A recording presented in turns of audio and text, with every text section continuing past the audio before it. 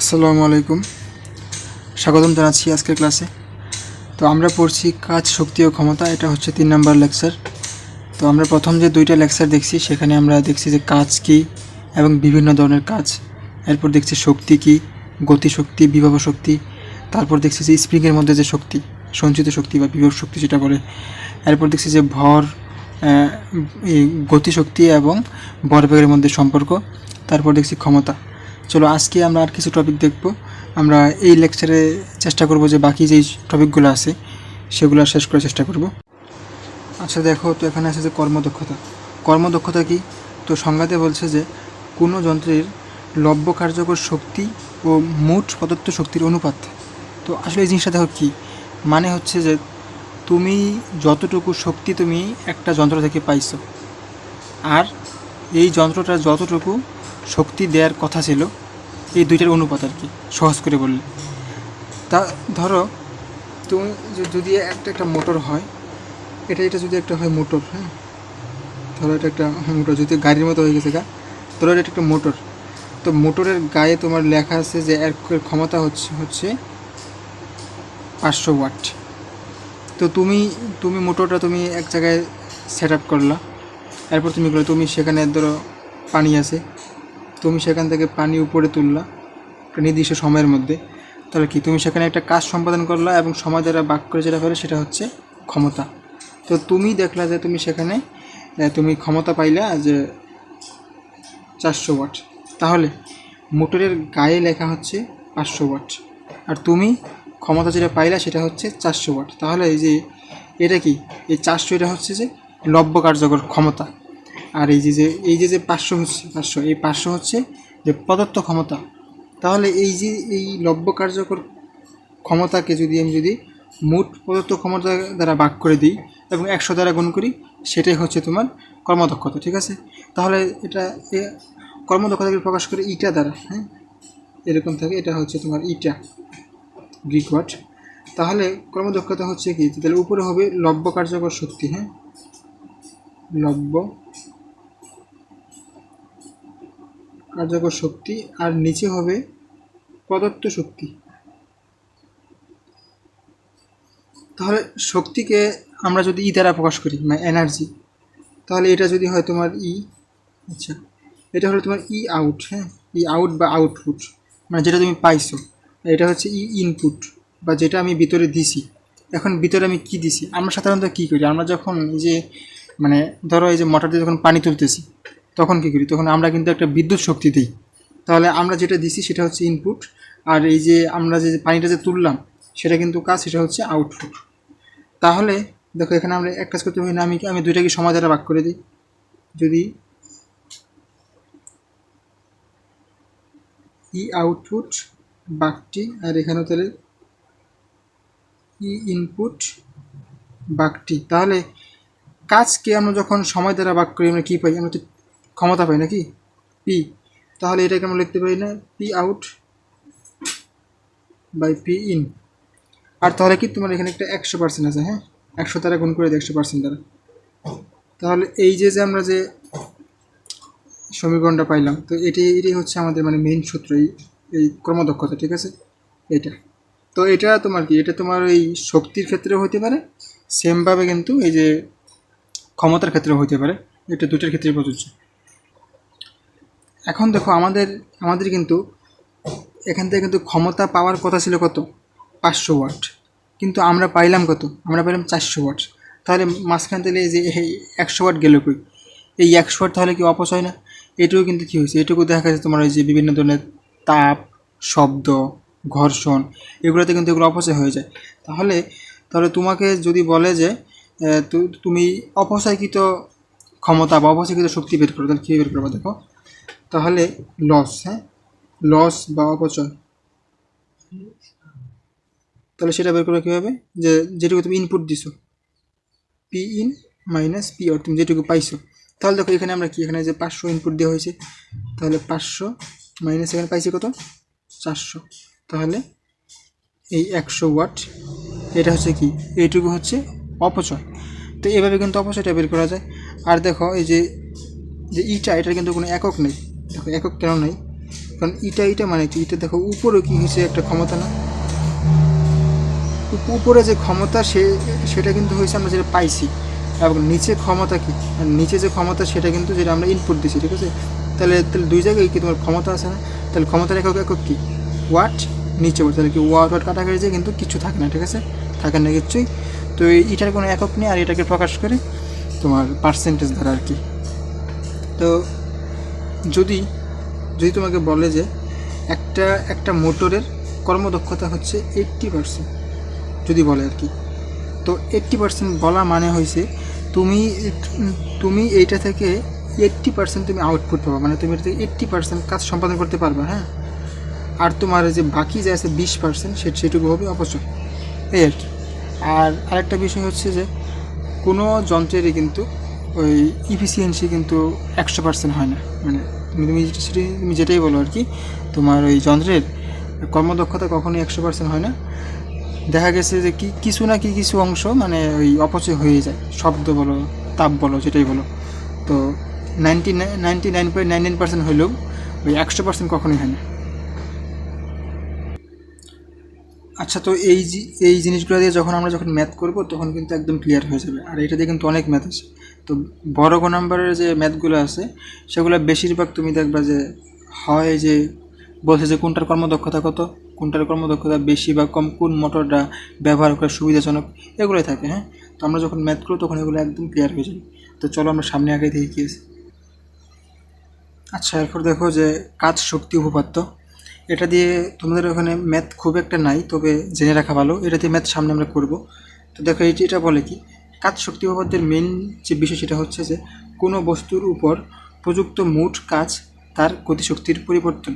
তাহলে কাজ যদি হয় ডাব্লিউ, হ্যাঁ, তাহলে গতিশক্তির পরিবর্তন হবে কি, যে ডেল ইকে, তাই না। তার মানে তাহলে এখান থেকে আছে W equals to half M B square, মানে যে তোমার যে শেষ গতিশক্তি minus half M U square, মানে আদি গতিশক্তি। তার মানে কি তুমি যতটুকু তুমি কাজ করবা সেটা কিন্তু তোমার হচ্ছে কি তোমার গতিশক্তির পরিবর্তন করাবে। যদি তোমার কাজ যদি হয় পজিটিভ, হ্যাঁ, এই কাজের মানটা যদি তোমার পজিটিভ আসে, এর মানে হচ্ছে এই বস্তুটা আরও বেশি বেগে চলবে বা এই বস্তুটার গতিশক্তি বৃদ্ধি পাবে। এবং কাজের মান যদি হয় নেগেটিভ, তার মানে কি এই বস্তুটার গতিশক্তি হ্রাস পাবে, গতিশক্তি কমবে, এটাই মূলত বোঝায়। তো দেখো এই সূত্রটা কীভাবে আসে আমরা দেখি, যে তাহলে আমরা কি জানি, আমরা জানি কাজ, তাহলে কাজ ডাব্লিউ ইকুয়ালস টু আমরা কি জানি যে এফ এস, তাই না। তাহলে এফ এর পরিবর্তে লিখতে পারি এম এ এস। আচ্ছা, তাহলে আমরা আরেকটা সূত্র জানি এরকম, যে P square equals to U square plus 2as, একটা গতিশক্তির মানে গতির সমীকরণ। তো এখান থেকে তাহলে তুমি এক কাজ করো, তুমি তাহলে ইউটাকে এই পাশে পাঠিয়ে দিয়ে যাও, তাহলে হবে কি V square minus U square equals to 2as। তুমি তাহলে 2 দ্বারা ভাগ করে দাও, তাহলে V square by U square by 2 equals to as। তাহলে তুমি এখন তাহলে এই যে asটা, এই asের মানটা তুমি এখানে বসাই দাও, তাহলে এম আগে থেকে ছিল, তাহলে asের পরিবর্তে হবে V square minus U square by 2। এখন তুমি তাহলে এম দ্বারা গুণ করে দাও, ঠিক আছে। তাহলে কী হবে দেখো, তাহলে উপরে হবে M B square minus M you square by 2।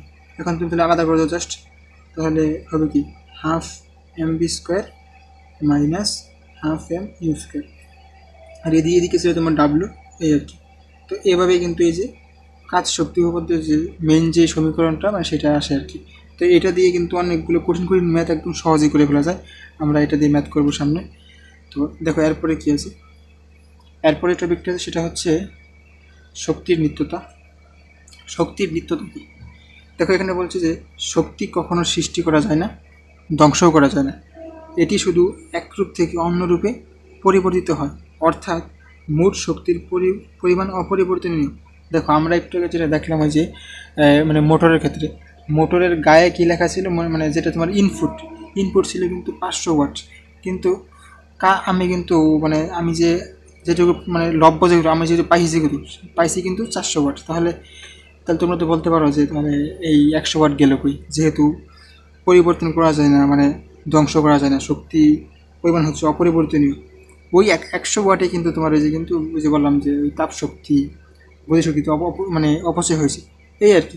তাহলে দেখো এরকম হতে পারে না যে যেহেতু অপরিবর্তনীয়, যদি এরকম হয় এখানে একটা বস্তু আছে, সেই বস্তুটা কি নিচে আসবে, তোমার এইটুকু উচ্চতা হচ্ছে এইচ, তো এখানে ধরো যে ভাগ করা আছে, হ্যাঁ, এইটা একটা প্লেস, এটা একটা প্লেস, ধরো এটা এ বি সি ডি, তিনটা তোমার যদি পয়েন্ট দিই তাহলে কি, তাহলে এই বস্তুটা, তাহলে এইখানে যেই তোমার শক্তির হবে তাহলে কি এইখানেও তাই হওয়ার কথা, এখানেও তাই, এখানেও তাই, সব জায়গায় সেম হওয়ার কথা না।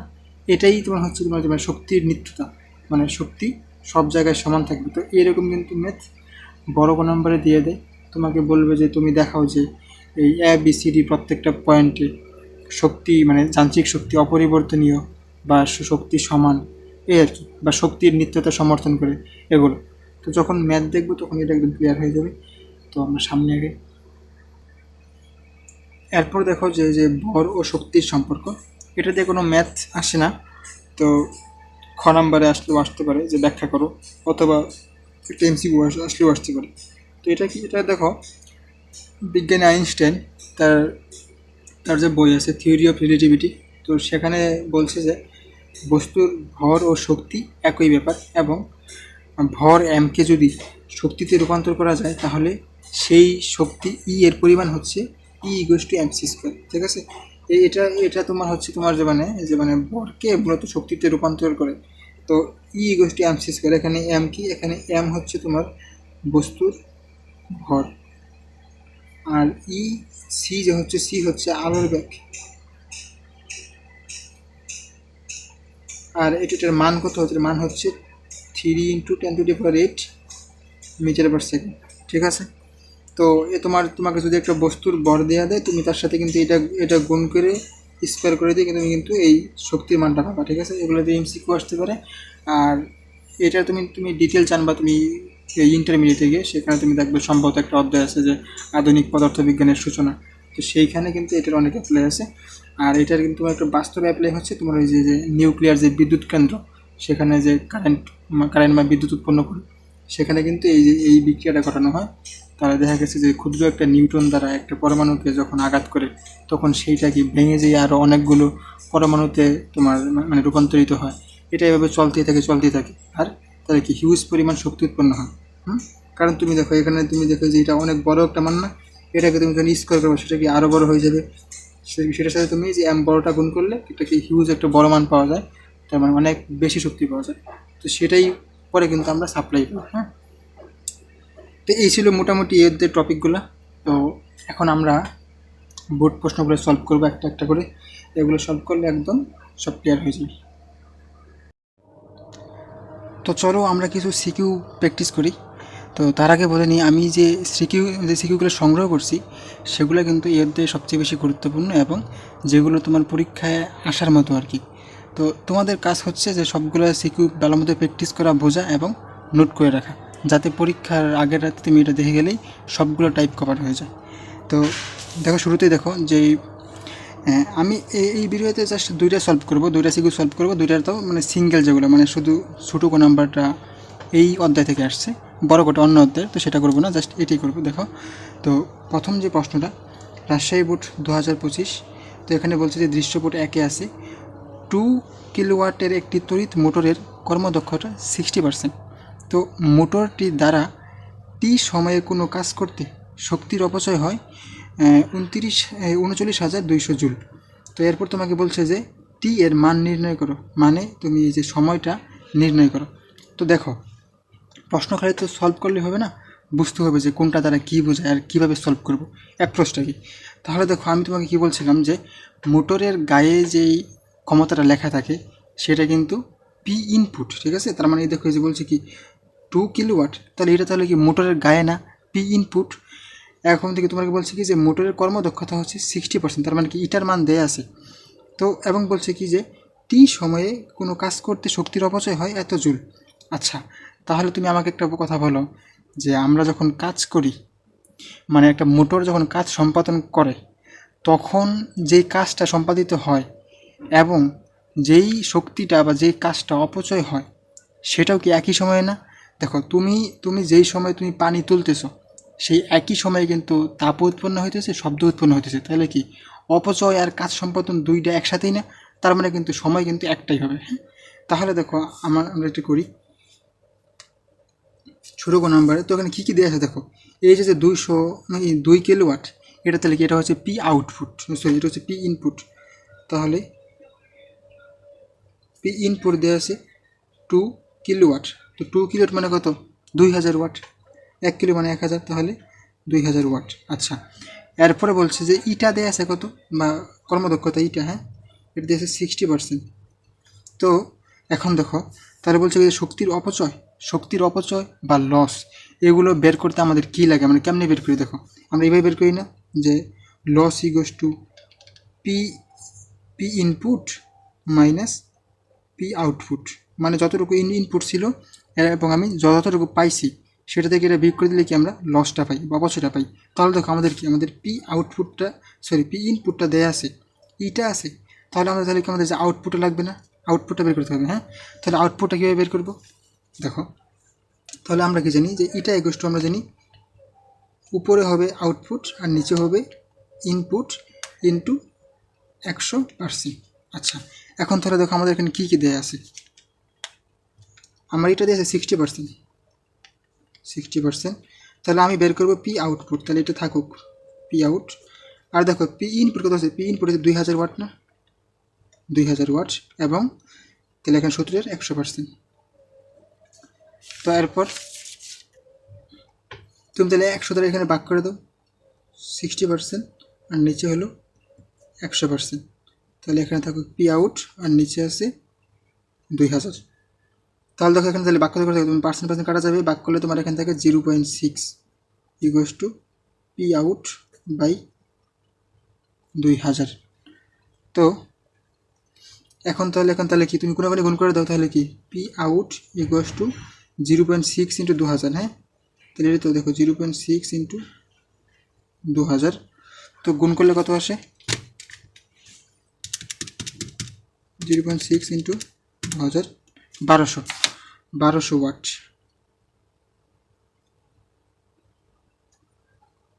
1200 ওয়াট এর মানে হয়েছে যে তুমি এখান থেকে তুমি অ্যাকচুয়ালি তুমি কাজ পাইছো বা তোমার ক্ষমতা হয়েছে তোমার এতটুকু, তোমার মানে কাজে লাগছে, বাকি তোমার তাহলে অপচয় কতটুকু হয়েছে, তাহলে দেখো আমরা অপচয়টা বের করি। তাহলে অতএব অপচয়, তাহলে পি ইনপুট থেকে আমরা যদি পি আউটটা বের করি, যদি বিয়োগ করি তাহলে কি অপচয়টা পাবো। তাহলে দেখো পি ইনপুট কত, ইনপুট হয়েছে আমাদের 2000, আউটপুট কত, আউটপুটটা পেলাম কত হয়েছে 1200, তো বিয়োগ করলে থাকে তোমার 800 ওয়াট। এখন দেখো তাহলে আমাকে কি বলছে, আমাকে বলছে যে তুমি এতটুকু শক্তি যে অপচয় হয়, সেই অপচয় হওয়ার সময়, তাহলে দেখো আমরা কি জানি, আমরা জানি W equals to P equals to W by T. তো আমাদের এটাই তো হয়েছে আমাদের কিন্তু কাজ বা শক্তি, আর দেখো আমাদের লাগবে সময়। তো আমাদের যে অপচয়কৃত যে ক্ষমতাটা সেটা পাইছি না, এটাই তো অপচয়কৃত ক্ষমতা, এই যে 800 ওয়াট। তাহলে দেখো আমি সব কিছু কিন্তু পেয়ে গেছি, তাহলে টিটা এই পাশে নিয়ে আসো, কোনাকুনি গুণ করে তাহলে হবে ডাব্লিউ বাই পি। তাহলে ডাব্লিউ কত, অপচয়কৃত শক্তি কত, এই দেখো এই যে 39,200 জুল, তাহলে 39,200। তাহলে ক্ষমতা পি কতটুকু ক্ষমতা অপচয় হয়েছে, 200 ওয়াট, 800 ওয়াট, তাই 800। তাহলে দেখো ভাগ করলে কত থাকে, 39,200 ভাগ 800, 49 সেকেন্ড। হ্যাঁ এটা কিন্তু সেকেন্ডে আসবে, তো এটাই হচ্ছে আমাদের আনসার। বুঝছো? তো তোমরা এই ম্যাথগুলো এভাবে বুঝে করবে, ঠিক আছে। আমরা পরেরটা করি, দেখো। এরপর দেখো চট্টগ্রাম বোর্ড 2021 যে প্রশ্নটা আসছিল, তোমাকে এখানে একটা টেবিল দেওয়া আছে, উপরে দেওয়া আছে সময় সেকেন্ডে এবং নিচে দেওয়া আছে ব্যাক মিটার পার সেকেন্ডে। ওকে দেখো, তাহলে বলছে কি যে উপরের সারণীতে একটি গাড়ির বিভিন্ন সময়ে ব্যাক দেওয়া হলো। এরপর তোমার ছোটো কথা বলছে যে গাড়িটির উপর কৃতকাজ নির্ণয় করো। তো আমি আজকের লেকচারে একটা জিনিস দেখছি না যে ওই কৃতকাজ কী, প্রকৃতপক্ষে কৃতকাজ হচ্ছে গতিশক্তির পরিবর্তন। দেখো ওইটা দিয়ে আমি তো বলছিলাম কি যে এটা দিয়ে কিন্তু সহজেই ম্যাথ করা যায়। তাহলে দেখো, তাহলে যে কাজ শক্তি উপপাদ্য সেই অনুসারে আমরা জানি কৃতকাজ ইকুয়ালস টু গতিশক্তির পরিবর্তন। তাহলে কৃতিকাজ মানে হচ্ছে ডাব্লু। তো গতিশক্তির পরিবর্তন হচ্ছে কি, যে half M B square minus half M U square, মানে শেষ গতিশক্তি মাইনাস আদি গতিশক্তি। এখন তো আমাদের কী কী দেওয়া আছে, তাহলে হাফ এম কি দেওয়া আছে, এখানে কোথাও কিন্তু এম দেওয়া নেই। তাহলে আমরা ধরে নিই তোমার ওই গাড়িটির ভর, তো গাড়িটির ভর সমান সমান এম কেজি ধরে নিলাম, ঠিক আছে, যেহেতু দেওয়া নেই আর বের করার তো কোনো উপায় নেই।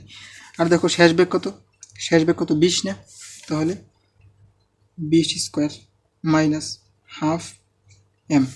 আদি বেগ কত, আদি বেগ হচ্ছে 0, তাহলে 0 স্কোয়ার।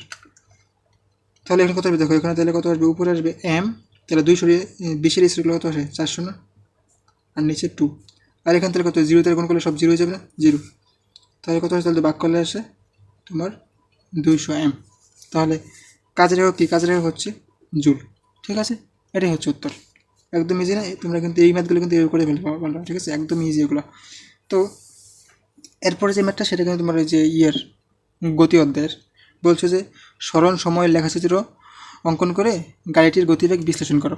তাহলে কি তোমার এখান থেকে ব্যাগ দিয়ে আছে, সময় দিয়ে আছে, তুমি এখান থেকে কী করবা, তুমি স্মরণটা বের করবা, স্মরণটা বের করে পরে কী করবা, পরে তুমি যেটা করবা, তুমি যে তুমি 100-কে বসাবা সময়, হ্যাঁ, আর তুমি এখানে বসাবা তোমার যে স্মরণটা পাবা সেটা। আর দেখো এখানে যে দেখো যে ব্যাগ প্রথম কী ছিল 0, পরে 5, পরে 10, পরে 15, পরে 20, তাহলে কি ব্যাগটা তাহলে কি তোমার এই যে সুষম হারে বৃদ্ধি পাইছে না, তাহলে এটা তাহলে কি সমতরণ না।